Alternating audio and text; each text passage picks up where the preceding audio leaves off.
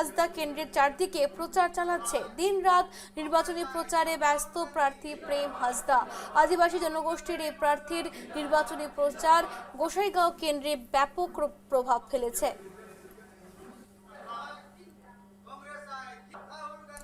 কংগ্রেসের প্রার্থী প্রেম হাসদা নির্বাচনী প্রচার তুঙ্গে। প্রেম হাসদার প্রেমে বন্দী ভোটার। বিধানসভা নির্বাচনের মাত্র 3টি দিন বাকি। রাজ্যের বিভিন্ন প্রান্তের সঙ্গে বিটিসির 1 নম্বর গোসাইগাঁও বিধানসভা কেন্দ্রের নির্বাচনী প্রচারে তৎপরতা তুঙ্গে। কংগ্রেসের প্রার্থী প্রেম হাসদার নির্বাচনী প্রচার জনগণকে আকর্ষিত করেছে। প্রাক্তন ছাত্রনেতা প্রেম হাসদা কেন্দ্রের চারদিকে প্রচার চালাচ্ছে।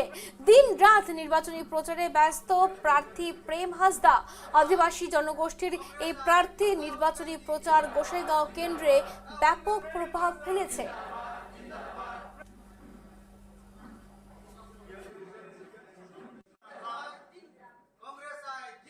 আপোনালোকে দেখি আছে ইয়াতে মই কেনে ধৰণৰ সঁহাৰি পাইছো। ইয়াতে আপোনালোকে প্ৰমাণ চাই আছে।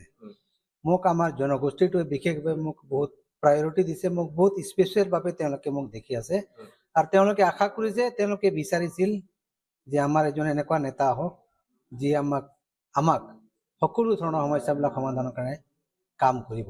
তো আজি এতিয়া তেখেতসকলে মোক পাই বহুত সন্তুষ্টিত। তেওঁলোকে বিচাৰিছিল, আজি মই তেখেতসকলৰ ওচৰত মই আহিছো আৰু মই গোটেই গাঁওবিলাকত মই গৈছো, গাঁৱে গাঁৱে গৈছো, মানুহসকলৰ লগত মই গৈ লগ ধৰিছো, কথা পাতিছো। তেওঁলোকে মোক পোৱাৰ লগে তেওঁলোকে বহুত সুখী হৈছে আৰু সন্তুষ্ট হৈছে। আজি আপোনালোকে চাইছে তেখেতলোকে মোৰ কাৰণে তেওঁলোকে আহিছে ইয়াতে আৰু মই আশা কৰিছো যে মই এই সঁহাৰিটো মই পাম। আপুনি এগৰাকী ছাত্ৰ নেতা আছিল, জ্যেষ্ঠ ছাত্ৰ নেতা, গতিকে যিসমূহ সংগঠন আছে আপোনালোকৰ জাতীয় সংগঠন, আপোনালোকক কেনেকৈ সমৰ্থন কৰিছে? এই জাতীয় সংগঠনবিলাকতো মোৰ লগত আছে, কাৰণ মই জাতীয় সংগঠনৰ এজন সকলোতকৈ চিনিয়ৰ। এই চিনিয়ৰ হিচাপে তেওঁৰ সকলো সংগঠনবিলাক আজি মোৰ লগত আছে। আজি আদিবাসী ছাত্ৰ সন্থা আছে, সান্তাল ষ্টুডেণ্ট ইউনিয়ন আছে, জাহিৰ ছাগুন বাইচি আছে আৰু যিমানবোৰ সংগঠন আছে আমাৰ চেংগেল অভিযান আৰু তেনেধৰণৰ বহুত সংগঠন আছে আমাৰ।